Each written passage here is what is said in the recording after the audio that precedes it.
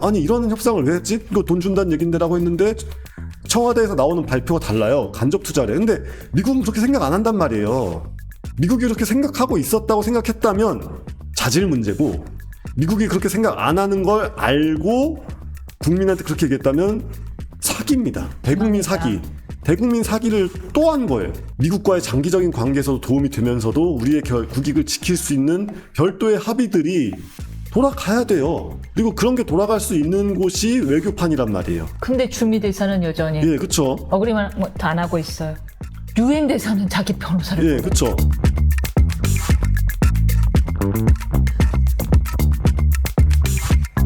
지난주에 아주 날카로운 지적을 해주셨어요. 미국 행정 절차 그렇게 간단하지 않다라고 하면서 실상을 거론하셨는데, 예상대로 한 차례 미뤄지는 소동이 있었습니다만 그래도 정말 다행이죠. 귀국을 하게 되었습니다. 일단락되는 분위기이긴 하지만 여전히 후폭풍은 여전한데, 아니 근데 그 증언을 들어보면 구금시설과 인권 침해가 심각했다고 들어요. 어떻게 이렇게 무자비한 대우를 했을까요? 그게 저도 이제 국제주의적인 보편 인권 이런 걸 굉장히, 그런 개념과 그런 걸 굉장히 선호하는 사람이지만, 현실적으로는 인권이라는 건 국가의 틀 내에서 보호와 보장이 되잖아요. 그러다 보니까 어느 나라건 수용시설 중에 제일 열악한 곳은 외국인 보호소일 수밖에 없어요. 왜냐하면 자국민이 아니기 때문에 가장 열악한 시설이란 말이에요. 물론 미국은 자국민이 들어가는 감옥도 열악하기 짝이 없지만, 아니 물론 우리나라보다는 나아요. 그래도 한 방에 2명씩 들어가잖아요. 우리나라가 약간 조금 하여튼 뭐해. 예. 근데 한국이 외국인 보호소가 사실 만만치 않습니다. 굉장히 처참하고, 거기에 이제 한국에 왔던 외국인 노동자들이 이제 체포당해가지고 가면은 인권이 열악하기는 또 매한가지예요.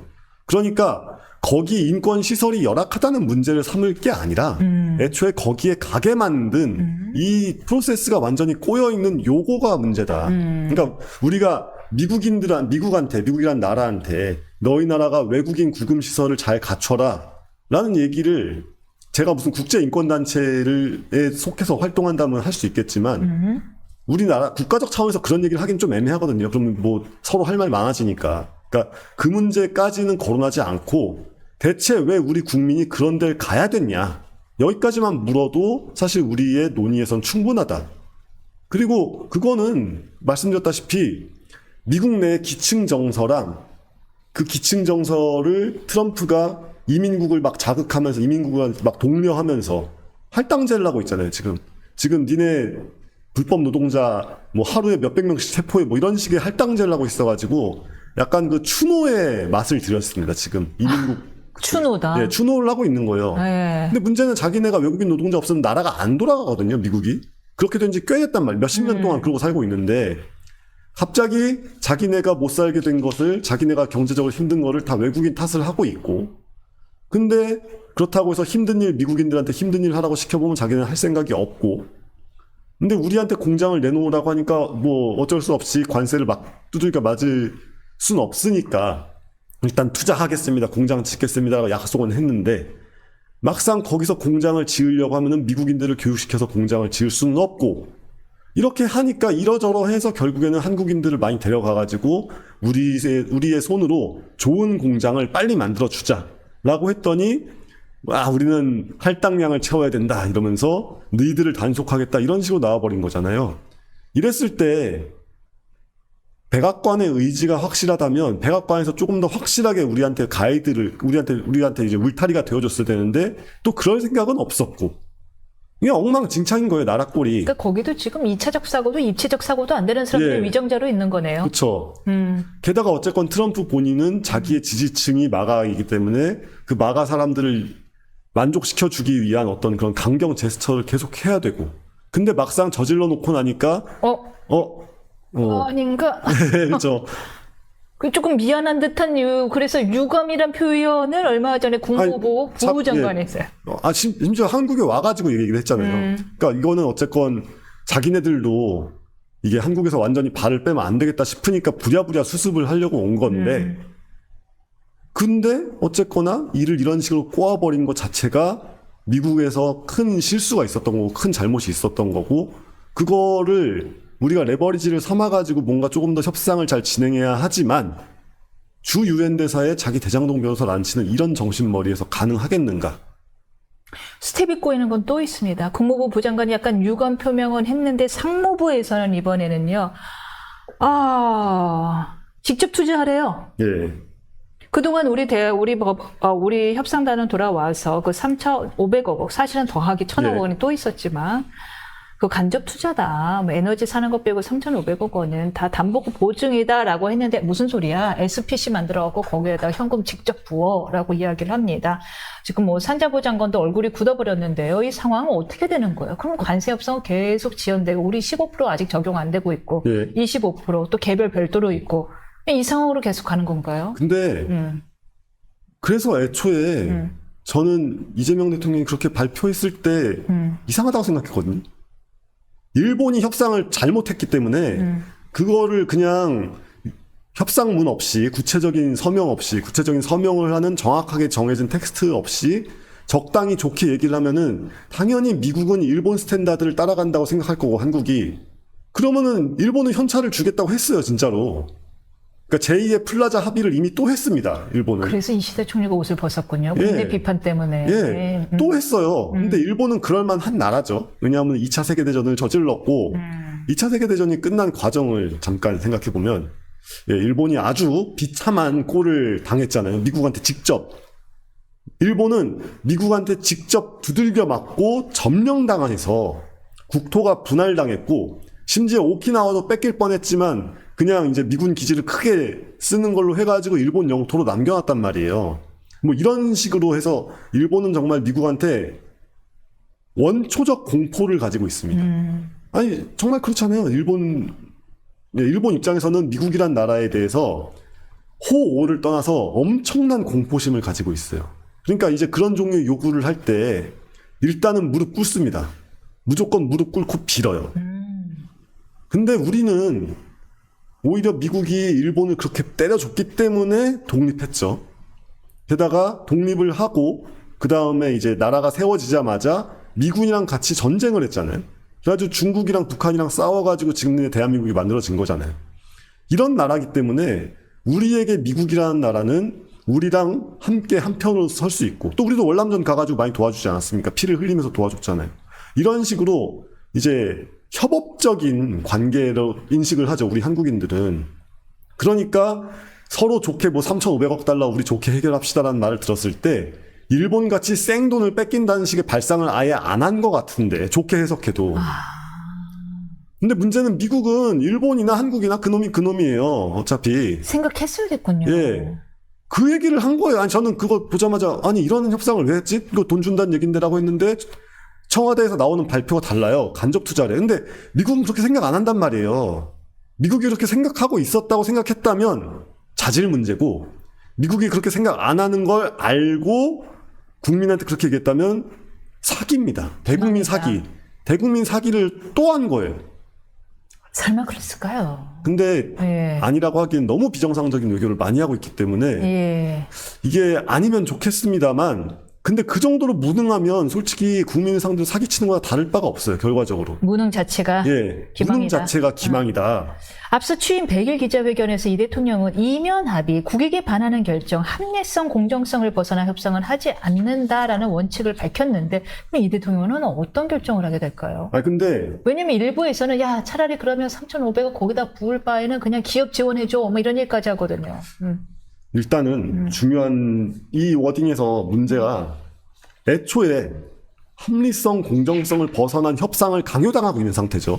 그러니까 무슨 이게 그 당랑거철이라고 하지 않습니까? 이게 수레바퀴가 막 굴러오는데 사마귀가 막 이런다고 그 당랑거철 하는 소리예요. 트럼프라는 사람 자체가 합리성, 공정성을 벗어났어요. 아니 이 협상 자체가 합리성, 공정성과 아무 상관없는데 여기서 막 이면 합의하지 않겠습니다. 국익에 반하는 결정하지 않겠습니다. 합리성을 찾겠습니다. 아니 네가 합리적이어봤자 무슨 소용이야. 트럼프가 합리적이지 않은데. 그러면은 당연히 이면 합의를 해야 되는 거고 이면 합의는 당연히 해야 되는 거고 국익에 반하는 결정을 아니게 만들기 위해서 최선을 다하려면 뭔가 우리가 국민적으로 납득할 수 있으면서도 이제 미국과의 장기적인 관계에서도 도움이 되면서도 우리의 국익을 지킬 수 있는 별도의 합의들이 돌아가야 돼요. 그리고 그런 게 돌아갈 수 있는 곳이 외교판이란 말이에요. 외교판. 근데 주미대사는 여전히 예, 그쵸. 어그리만 안 하고 있어요. 유엔 대사는 자기 변호사를 예, 보내요. 그쵸. 그러니까 이런 식이어서 외교의 본질은 사실 어떻게 보면 이면합의라고 할 수도 있거든요. 본질이라고 하면 외교라는 것 자체가 피할 수 없는 속성은 이면합의가 있는 거거든요. 전쟁이, 그러니까 군인이, 국방부가 사람이 죽는 것을, 정확히 말하면 우리가 어떤 종류의 사람을 죽이는 것을 당연한 전제로 깔고 있는 조직이잖아요. 이런 것처럼 외교라는 거는 대외적으로 발표되는 협상과 그 밑에서 몇 가지의 그 사항들이 다를 수 있다는 게 서로 합의가 되고 전제가 되어 있는 사람들끼리 그 이면의 합의까지를 맞춰가는 과정이 외교예요. 자, 일리 있는 지적입니다. 예, 그런데 이면 합의를 하지 않겠다? 라고 먼저 못을 박는다? 협상을 결렬시키겠다는 얘긴데요, 이거. 그래도 정청래 대표가 외교의 천재라 했는데. 그러니까 천하의 알고는 뭐 이거는 알고는 유튜브니까 못 알아들었습니다. 저는 알겠습니다. 어쨌거나 이런 식으로 이 워딩 자체가 협상을 없겠다라는 말에 굉장히 가깝게 보인다. 오빠서 어떡할 거예요? 기업들 어떻게 해요? 그러니까요. 그래서 이런 식이면은 이렇게 지지부진하다 보면은 아무것도 협상 안 된 채로 25% 관세가 유지될 가능성이 오히려 더 커진다. 25%면 감사하죠. 예, 그럼 막 마음대로 스위스처럼 올리고, 50% 될 수도 있는 거예요. 그렇죠. 그러면은 애초에 이런 식으로 협상을 질질 끌고 결렬시키겠다는 발상이면은 뒷말이 안 나오게 깔끔하게 결렬시켜야 되거든요. 깔끔하게. 예, 그러니까 상대가 기분이 안 나쁘게 결렬. 상상을 못 하는데. 그렇죠. 그럼 50%예요. 그러니까 이게 지금 대만은 협상을 안 한다 내지는 질질 끈다 전략을 택해버렸잖아요. 근데 문제는 대만 같은 경우는 주력 수출품이 어차피 반도체와 전자 쪽이고 그거는 어떤 식으로 그러니까 미국인들한테 완제품을 파는 게 아니에요. 우리가 뭐 시장에서 저 반도체 주세요 이러지 않잖아요. 그러니까 이 다양한 방식의 우회 수출을 통해서도 대만의 국익을 지킬 수가 있는데 한국의 가장 중요한 대미 수출품은 자동차입니다. 반도체도 반도체지만 자동차예요. 근데 자동차는 완제품을 파는 거잖아요. 그래가지고 관세가 높아지면은 직격탄을 맞는단 말이에요. 그래서 그러니까 이게 현대 레이드라고 이제 현재선 현다이 레이드라고 하는 현대차 공장 습격 사건이 있었을 때 현대그룹이 가장 먼저 우리 투자 계속합니다라고 발표를 했던 게 사활이 걸려 있어요. 지금 하나의 재벌그룹에 사활이 걸려 있는 문제인데 문제는 그냥 이게 재벌 돈 많으니까 괜찮겠지 뭐 이런 게 아니란 말이에요. 그러게 말입니다. 지금 요즘에 TV나 이런 거보다 TV나 미국 영화 같은 거 보면은요 많은 가정에 냉장고나 TV가 LG나 삼성이거든요. 예. 그리고 자기 본인들도 우리 집에 TV 삼성이야 LG야 이거 약간 고급 가전을 샀어. 이거를 이제 위시하는 표현으로 나와요. 그런데 이제 그것도 다 사라지게 생겼어. 그쵸. 그러니까 현대차가 빠지고 그 자리를 다시 옛날에는 미국에서 도요타 프리우스가 프리우스가 아니라 도요타 캠리가 말하자면 그 한국에서 아반떼가 진짜 이렇게 거의 지배를 했었는데 미국의 차 시장을 그거를 현대에서 노력해가지고 야금야금 잡아먹었어요. 왜냐하면 조금 더 쌌으니까. 예, 그쵸. 미국인들이 실용적이잖아요. 근데 그 작은 가격 차이가 구매에 얼마나 큰 영향을 미치는데 일본은 관세가 15%고 우린 25%다. 라고 하면 그 진짜 견디기 힘들죠. 이게 막 그런 장사를 하겠다는 사람의 관점으로 바라보지를 전혀 않고 뭔가 이상한 꿍꿍이를 가지고 계속 국제 문제를 바라보고 있으니까 얘기가 꼬이는 거 아닌가. 물론 이제 이 모든 이 사태의 가장 큰 원인은 트럼프지만 그 비합리적이고 비공정한 사람들에 대한 대응책이 조금 더 정교했으면 하는 바람인데 지금 이해할 수 없는 외교 정책들이 나오면서 좀 국민들의 속이 바짝바짝 타게 됩니다.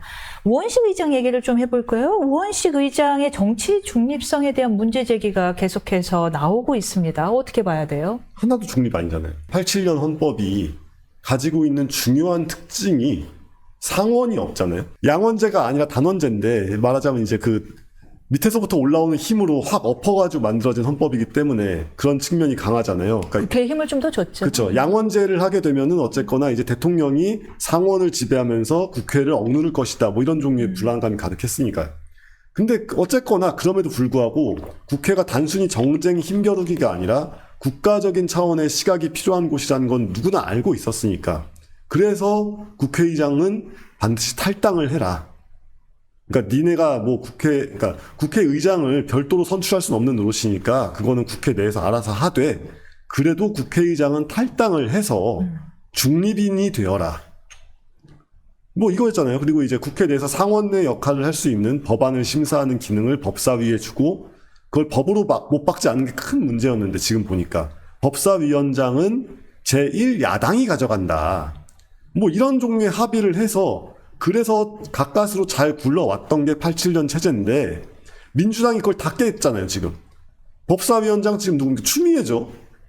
가장 법사위원장이 되면 안 될 것 같은 사람은 법사위원장에 앉히는데, 그것도 그냥 우리 숫자 많으니까 뭐 어쩔 건데, 뭐 이래놓고서 지난번에는 자기네가 야당이니까 어쩔 수 없이 이걸 가져가야 돼. 우리가 원내 제1당이어도 야당이니까 가져갈 거야. 이랬는데, 여당 된 다음에도 안 내놓죠. 그리고 국회의장은 더 큰 문제인 게, 그놈의 선진화법이라는 게 생긴 다음에 패스트트랙이라는 규정이 있어가지고 국회의장이 판단하에서 법안을 패스트트랙에 올려버릴 수 있잖아요. 직접 상정이 가능해졌죠. 예, 그렇죠. 근데 그 권한을 악용해서 뭘 했냐? 선거법을 바꿨잖아요. 그래가지고 이상한 비례정당 나오게 만들어서 조국당 같은 게 튀어나오게 만들었고, 그런 걸 했던 사람이 민주당 출신의 국회의장이었던 배우 이한이의 삼촌 문희상 국회의장. 그렇게 해놓고서 정작 자기 아들한테 약간 우원식 국회의장으로 돌아와야 될 것 같아. 시간이 많지 않아서. 예. 민주당의 국회의장들이 다 국회의장으로서 제 기능을 못 해왔는데, 여기서 한술 더 뜨는 겁니다. 한술 더 뜬다. 그냥 국회 내의 문제만 좌지우지하는 게 아니라 이번에 전승절 가죠. 전승절 갔다 왔고, 그다음에 김정은 위원장이랑 악수했다고 자랑하고. 예, 자랑하고. 그리고 나서 국내에 돌아와서도 또 국내 정치를 해요. 네. 근데 한동훈이, 조국 전 대표 사면전에 접견한 것도. 예, 그러니까요. 한동훈이 뭐 이렇게 태클을 걸건 말건 나는 국회의장이면은 뭐 이럴 때만 진짜 외교적인 수사로 아니다, 그건 오해가 있는 것 같은데 어쩌고 저쩌고 하다 그냥 이렇게 넘어가면 되는 문제입니다. 넘어가야 돼요. 국회의장은 선수가 엄청나게 높은 국회의원이 하는 거잖아요. 나는 어른이다, 나는 국회의 어른이다라는 마음을 가지고, 아이 뭐 네 영선인데 뭐 그냥 까불어라 뭐 이러면서 그냥 이렇게 지나가면 되는 문제를 굳이 싸운다. 이 사람은 국회의장이 아닌 거예요. 국회의장이 아니라 그냥 민주당의 다선 의원인 거예요. 그러니까 지금 뭐냐면 그 당시에 계엄해제 표결 당시 상황을 두고 오 의장과 한 대표 전 대표 사이 설전이 이어졌습니다. 한 대표가 당시 오 의장의 표결을 일부러 늦춘 거 아니냐. 왜? 지금은 이재명 대통령이죠. 당시 이재명 대표가 본회의장 도착할 때까지 일부러 표결을 늦춘 거 아니냐라고 의혹을 제기하자, 너 영선이라서 몰라서 그래. 그러면서 설전을 이어가고 있는 것에 대한 비판입니다. 어떻게 나경원 의원이 했던 것 같은 초선은 가만히 있어 같은 소리를 하는 거잖아요. 영선은 가만히 있어. 영선은 가만히 있어 뭐 이러는 건데, 아니 국회의원 빼면 온 국민이 다 영선이에요. 국민 모욕 발언 아닙니까? 국민 비하 발언 아닙니까?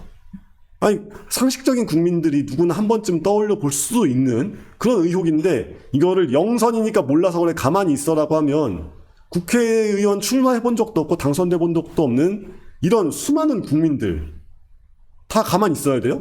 그러니까 우원식 의장이 이 표결 당시까지만 하더라도, 직후까지만 해도 잠깐 신뢰도가 제일 높은 정치인 1위로 올랐었잖아요. 예. 근데 이후의 행보를 보면은 조금 많이 정치적이에요. 약간 좀 계엄뽕을 맞으신 거 아닐까.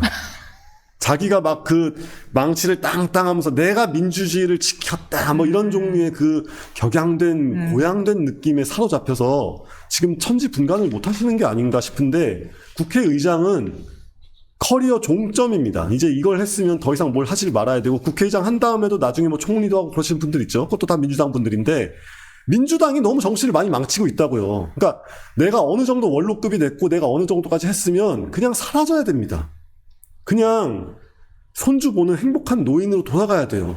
계속해서 존재감을 드러내려 하지 마라. 그렇죠. 근데 선수를 막 9선, 뭐 지금 10선은 아니지만 막 8선, 9선 막 이렇게 쌓아가면서 계속 뭔가 하려고 그러고 계속 돋보이려고 그러고, 이러니까 나라가 지금 이 모양 이 꼴이 되는 겁니다.